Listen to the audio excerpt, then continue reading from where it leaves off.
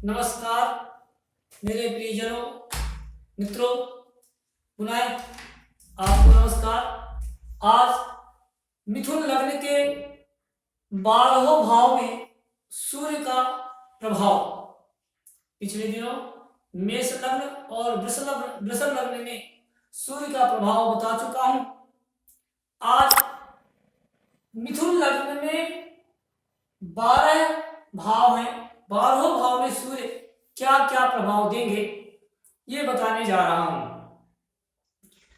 सबसे पहले बता दूं कि किसी भी कुंडली ऐप से आप अपना नाम, जन्म स्थान, समय डालकर इस प्रकार जन्मांक चक्र निकाल सकते हैं। अगर आपकी मिथुन लग्न की कुंडली है तो देखिए सूर्य कहां पास है। सूर्य के 12वें भाव में क्या क्या प्रभाव होंगे, दुष्प्रभाव होंगे और उनका उपाय क्या है मैं बताने जा रहा हूं। सूर्य क्या है? सूर्य है अग्नि और मिथुन लग्न ये द्वितीय भाव राशि है और वायु तत्वीय राशि है, वायु तत्व की राशि। सूर्य है अग्नि। तो अगर सूर्य यहां बैठे तो क्या फल होगा? वायु तत्व में अग्नि तत्व को मिलाया जाए तो क्या होगा? अग्नि प्रज्वलित होगी और बढ़ेगी। तो जाहिर है कि यहां सूर्य अच्छा ही प्रभाव देंगे यदि शुभ है तो। वैसे इस लग्न में कारक नहीं है। मिथुन लग्न में सर्वाधिक कारक शुक्र है, जबकि सूर्य, भौम और गुरु पाप फल देने वाले होते हैं इस लग्न में। अब मिथुन लग्न द्वितीय भाव, इस प्रकार के जातक अपना निर्णय स्वयं नहीं ले पाते। राजकुमार इसकी मिथुन राशि के स्वामी है बुध, राजकुमार रहे तो राजकुमारों सा स्वभाव, सब कुछ पाने की इच्छा और सामान्य ऊंचाई वाले जातक होते हैं। यहां सूर्य अगर अच्छे अंश बल में है, 10 अंश से ऊपर हो और बुध से तात्कालिक मित्रता में हो गई, क्योंकि सूर्य बुध पास में ही रहते हैं, साथ में रहते हैं, तो जातक को क्या फल देंगे?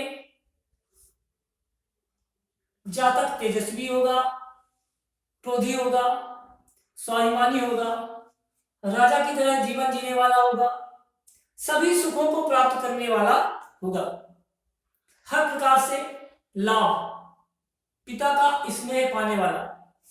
क्योंकि वायु तत्व में अग्नि है तो निश्चित रूप से यहां सूर्य अच्छा फल देंगे। यदि कहीं से शनि, राहु, केतु की दृष्टि हो रही है तो सूर्य दूषित हो जाएंगे, तब सूर्य अपना अशुभ फल देंगे। क्या होगा? पराक्रम भाव का स्वामी जाकर कहां बैठे हैं? लग्न में। यदि अच्छा है तो पराक्रम के द्वारा सब कुछ पाने वाले, अशुभ है तो आलस्य, पिता से स्नेह न मिले और किसी भी प्रकार से सफलता प्राप्त नहीं होती। यदि कहीं से मंगल की दृष्टि हो गई तो जातक अहंकारी हो जाएगा, घमंडी हो जाएगा, किसी से भी उसकी नहीं पटेगी, ऐसा होगा। अब आ जाते हैं, यदि सूर्य द्वितीय भाव में है, 4 लिखा है, कर्क लग्न, कर्क राशि, इसके स्वामी है चंद्रमा। ये सूर्य और चंद्रमा नैसर्गिक मित्र हैं। मेरी पिछली वीडियो में आप देख सकते हैं, मित्रता के बारे में मैंने बताया है कौन किसका मित्र है। तो सूर्य यहाँ अपनी मित्र राशि में है और यदि तात्कालिक मित्रता में है, तात्कालिक मित्रता बता चुका हूं, 3 घर आगे 3 घर पीछे अगर चंद्रमा है तो अति मित्र हो गए। द्वितीय भाव में सूर्य अति मित्र हो गए। कर्क राशि ये कैसी राशि है? चर राशि है और तत्व क्या है इसका? जल तत्व है। तो जल तत्व में अग्नि तत्व समाहित हो रहा है तो सूर्य की प्रदीप्ति अवस्था कम जाएगी, अग्नि कम हो जाएगी। लेकिन तात्कालिक मित्रता है नैसर्गिक मित्र है, अति मित्र हो गए, शुभ हो गए, तो इस भाव से संबंधित सभी कुछ प्राप्त हो जाएगा।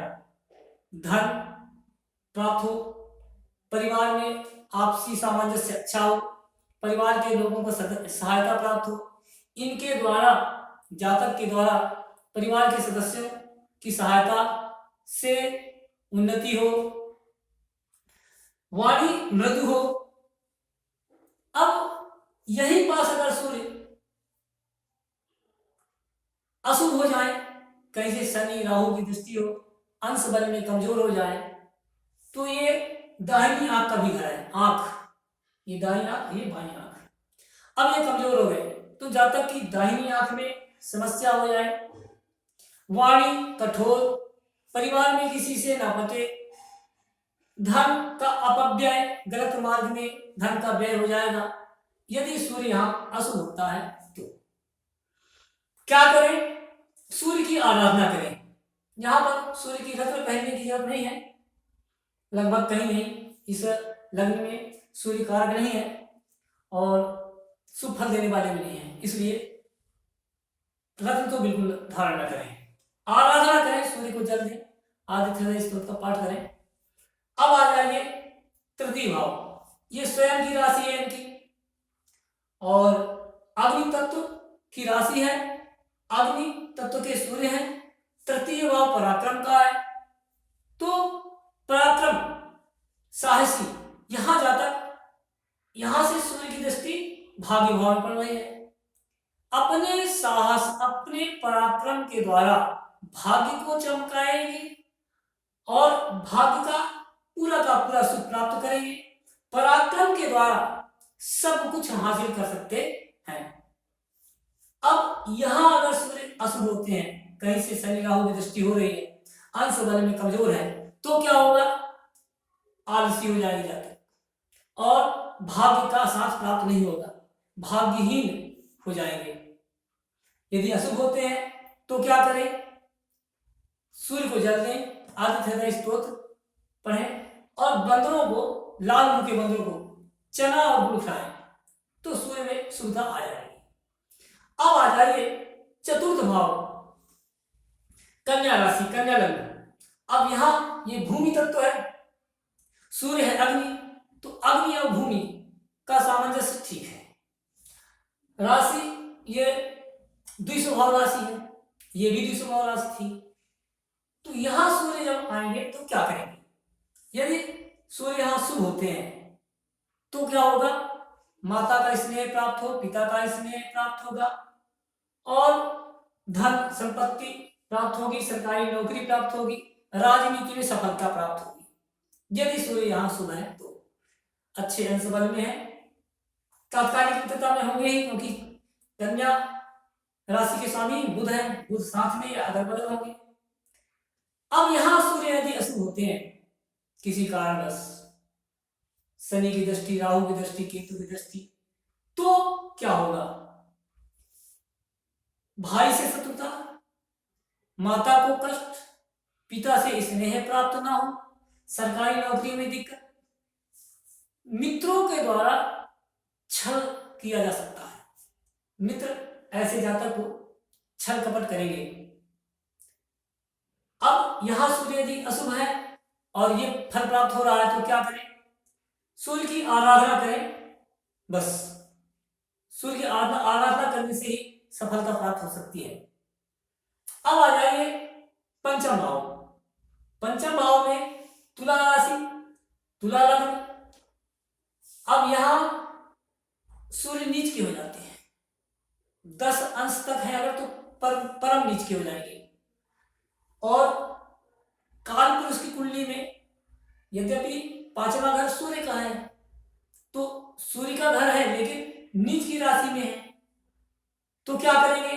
अच्छे अंश बल में है, नीच के हैं, फिर भी शिक्षा, ज्ञान, संतान में कोई कष्ट नहीं होगा, क्योंकि यहां सूर्य स्वयं के घर में है।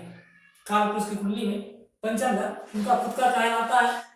चर राशि में, तो चर राशि के कारण हो सकता है कि ये स्थिरता ना हो, शिक्षा ज्ञान संतान यहां से इनकी दृष्टि लाभ भाव में बढ़ेगी, तो लाभ में भी ऊंच नीच होता रहेगा, कभी कम लाभ कभी ज्यादा लाभ, नीच का होने के कारण अधिक लाभ यहां प्राप्त नहीं होगा।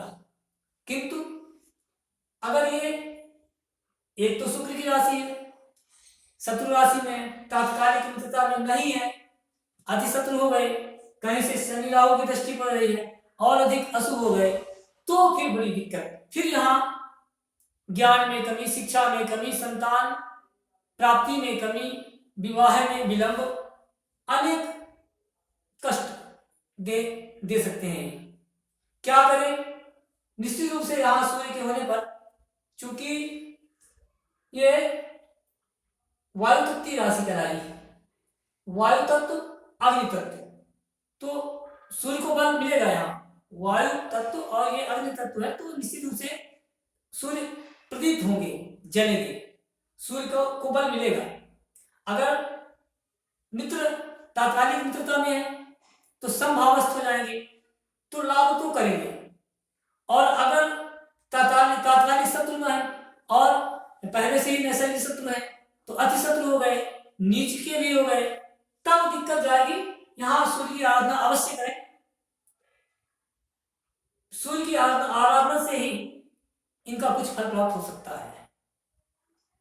अब आ जाइए मिथुन लग्न में, सूर्य आपके छठे भाव में है, छठे भाव में सूर्य है, तो बचपन में जलने का डर या जलने का निशान आपके हाथ पैर कहीं कहीं होगा। सूर्य किसकी राशि में है? मंगल की राशि में है, तो नैसर्गिक मित्र है, और यदि पास में ही मंगल है, 1 2 3 घर आगे 1 2 3 घर पीछे यदि मंगल है तो तात्कालिक मित्रता हो गई। ऐसे में सूर्य अति मित्र भाव में हो गए। अब अति मित्र होकर के छठे भाव में बैठे हैं, तो क्या करेंगे? ये घर है रोग पूर्ण का, तो शत्रुहंता बना देंगे। यहां पास सूर्य जातक जो है शत्रुहंता हो जाएगा, शत्रुओं को परास्त करने वाला होगा, रोगों से लड़ने वाला होगा, ऋण मुक्त रहेगा यदि यहां सूर्य शुभ है। तो यहां से इनकी दृष्टि यहां जा रही है वैभव में, कोर्ट कचहरी में विजय प्राप्त होगी। अब मान लीजिए यहां सूर्य अगर अशुभ होते हैं तो क्या होगा? शत्रु इनके ऊपर हावी होंगे, जातक के ऊपर, रोगों से घिरा रहने वाला होगा, ऋण से घिरा रहने वाला, ऋण अधिक हो जाएगा, और कोर्ट कचहरी के मामले में हार प्राप्त होगी। क्या करें? केवल यहां सूर्य की आराधना करें। यहां सूर्य बैठा पिता से भी वैमनस्यता कराता है, पिता पुत्र में आपस में नहीं बनती है। अब आ जाइए सप्तम भाव में। यदि आपकी कुंडली में सूर्य सप्तम भाव में है और आप मिथुन लग्न के हैं, तो ये गुरु की राशि है, और गुरु इनके नैसर्गिक मित्र है।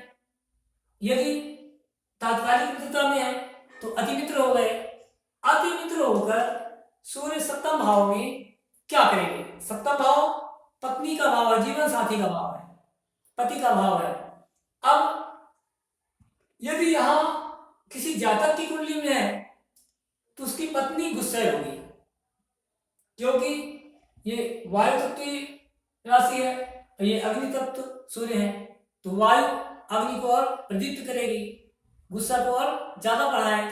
मतलब जातक की पत्नी गुस्सैल, झगड़ालू और पतिव्रता होगी, गुरु की राशि में पतिव्रता होगी, पति के हितों को चाहने वाली होगी। अगर यहां सूर्य अशुभ होते हैं, तात्कालिक मित्रता में नहीं है, तो संभावस्थ हो जाएंगे, क्योंकि नैसर्गिक मित्र है और वर्तमान में तात्कालिक मित्रता में नहीं है, तो तात्कालिक शत्रुता, नैसर्गिक मित्र सब हो गए। और तत्वों की बात करें तो भूमि तत्व, वायु तत्व और ये अग्नि को प्रज्वलित करने वाले हो गए, तो सूर्य कहीं से शनि या राहु केतु की दृष्टि भी हो गई, और अगर मंगल की दृष्टि हो गई कहीं से, वैवाहिक जीवन में दिक्कत होगी। हो सकता है कि दाम्पत्य जीवन टूट जाए या दाम्पत्य जीवन में निश्चित रूप से परेशानी होगी। यहां बैठा सूर्य लग्न को देख रहा है तो जातक तेजस्वी होगा, क्रोध अधिक करने वाला होगा, बात बात में पति पत्नी में विवाद होगा। क्या करें? जातक की पत्नी रविवार को व्रत रहे, यदि जातिका की कुंडली है तो पति रविवार को व्रत रहे, जीवन साथी रविवार का व्रत रहे, लाल रंग के बंदरों की सेवा करें, सूर्य को जल दें और आदित्य हृदय स्तोत्र का पाठ पढ़ें।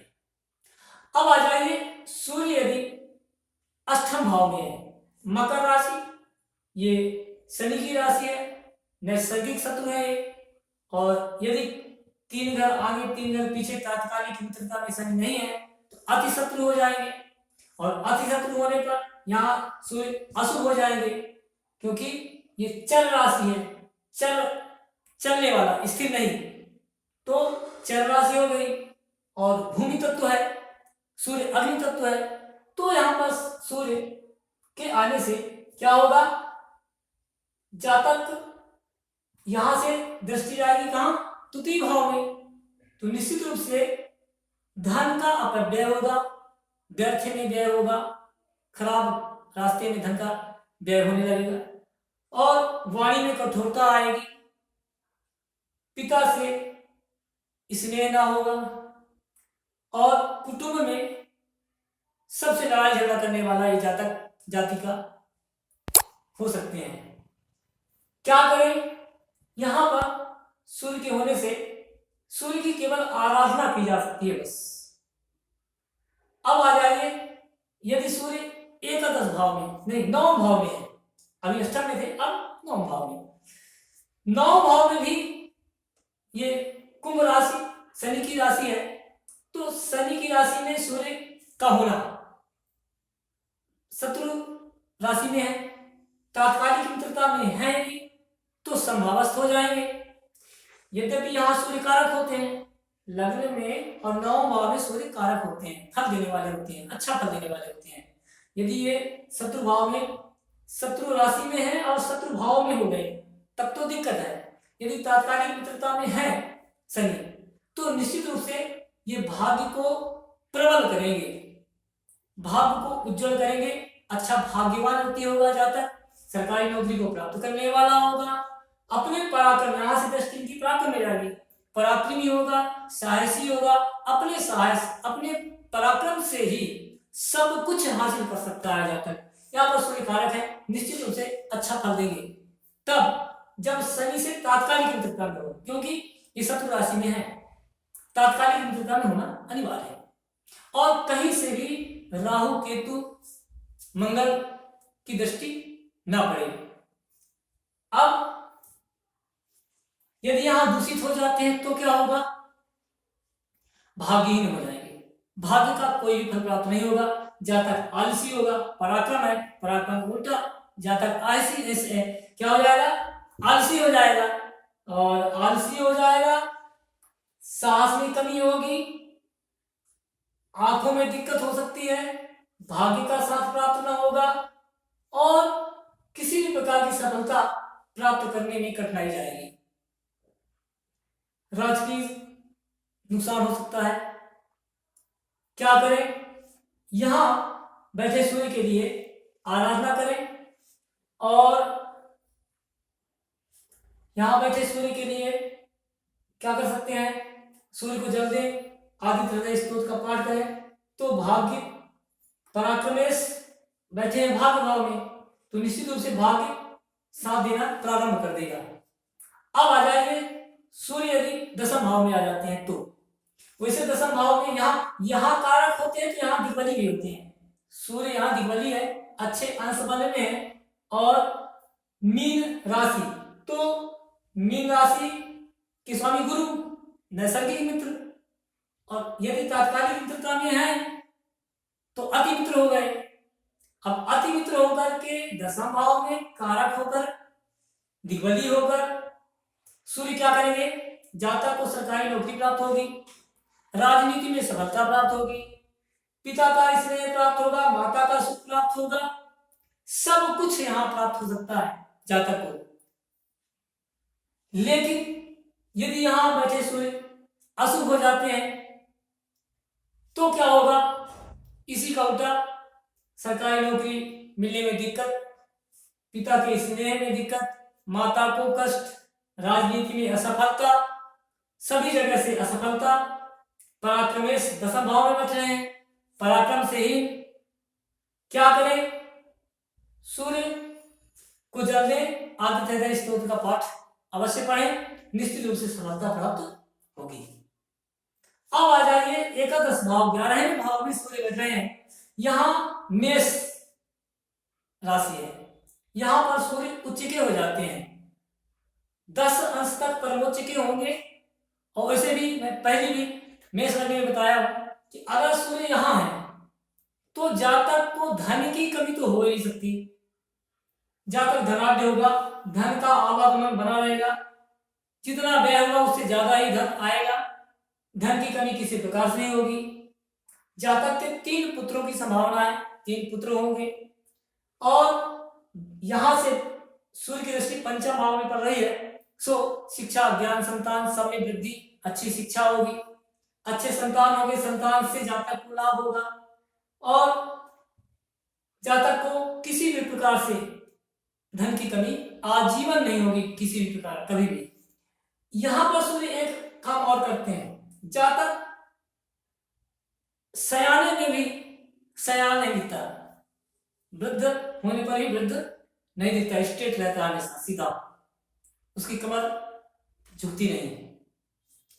अब यहां सूर्य उच्च के हैं, यदि सूर्य अशुभ होते हैं, अशुभ होने की स्थिति कहीं से राहु शनि की दृष्टि पड़ जाए, केतु की दृष्टि पड़ जाए तो सूर्य अशुभ हो जाते हैं। अब उच्च के सूर्य हैं और अशुभ हो गए तो क्या करेंगे? थोड़ा नुकसान करेंगे, क्योंकि इस भाव में ये हमेशा लाभ ही देते हैं, तो लाभ में कमी हो जाएगी, ज्ञान, शिक्षा, संतान में कमी हो जाएगी, बाकी कोई दिक्कत नहीं होगी। यहां पर सूर्य के बढ़ने से अशुभ होने पर भी उतना नुकसान नहीं होगा जितना अन्य जगह हो रहा है। अब आ जाएंगे सूर्य यदि 12वें भाव में है, ये वृषभ लग्न, वृषभ राशि शुक्र की राशि है, नैसर्गिक शत्रु है, और यदि तात्कालिक मित्रता में नहीं है तब अति शत्रु हो गए। व्यय भाव में सूर्य है, पराक्रमेश व्यय भाव में है, तो ऐसे जातक का भाग्योदय स्त्री के द्वारा होता है, पर स्त्रीगामी होता है।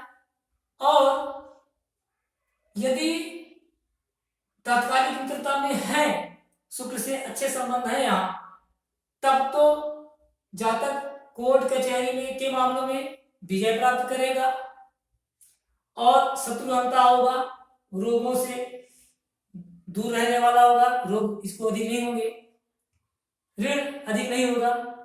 लेकिन यदि शुक्र तात्कालिक मित्रता में नहीं है, नैसर्गिक शत्रु है ही, तो अति शत्रु हो गए, पराक्रमेश व्ययभाव में देगा, तो कोर्ट कचहरी में हमेशा हानि होगी। इनका धन कोर्ट कचहरी गलत मार्ग में ही खर्च होता रहेगा।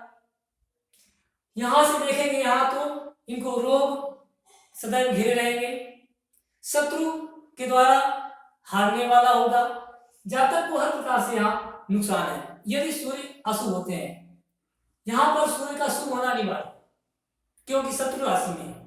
अगर सूर्य शुभ नहीं होते तो सूर्य की आराधना करें, सूर्य को शुभ करने के लिए सूर्य को जल दें, आदित्य हृदय का स्तोत्र का पाठ करें।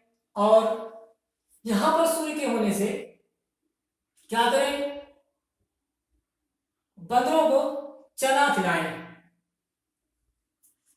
और 43 दिन तक तांबे के एक सिक्के को, रोज एक सिक्का 43 दिन तक नदी में बहाएं तो भी सूर्य ठीक हो जाते हैं। तो मित्रों, आज मैं मिथुन लग्न के 12वें भाव में सूर्य का प्रभाव, दुष्प्रभाव और कुछ उपाय भी बता दिया। इसमें सूर्य कारक नहीं है, शुक्र ही सबसे अधिक कारक ग्रह है और शुक्र के घर में सूर्य यहाँ है। तो हो सकता है कि कुछ लाभ करें। मैंने मेष, वृष और मिथुन 3 लग्न में सूर्य का प्रभाव बताया। अब आगे सभी लग्नों में सूर्य का प्रभाव बताऊंगा। इसके बाद आगे की वीडियो में सभी लग्नों में चंद्र का प्रभाव, पूरे ग्रहों का प्रभाव, सभी लग्नों में सभी ग्रहों का प्रभाव एक एक करके सभी वीडियो इसी तरह आपके सामने प्रस्तुत करता रहूंगा। आज ही मैं एक वीडियो आप लोगों के सामने प्रस्तुत करूंगा, गज केसरी योग। शाम तक में हो सकता है एक वीडियो आपको भेज दूं। गज केसरी योग, आप अपनी कुंडली खोलिए। कुंडली खोलने के लिए किसी भी कुंडली ऐप से आप अपना जन्मांक चक्र निकाल ले, बस विश्लेषण मैं कर रहा हूं, आप खोलिए, देखिए और उसी प्रकार का विश्लेषण का मिलान कीजिए। गज केसरी योग के बारे में अगला वीडियो मैं अपलोड कर रहा हूं, तो उम्मीद है कि आप लोग अपनी कुंडली में देखेंगे और इसका लाभ लेंगे। तब तक के लिए नमस्कार।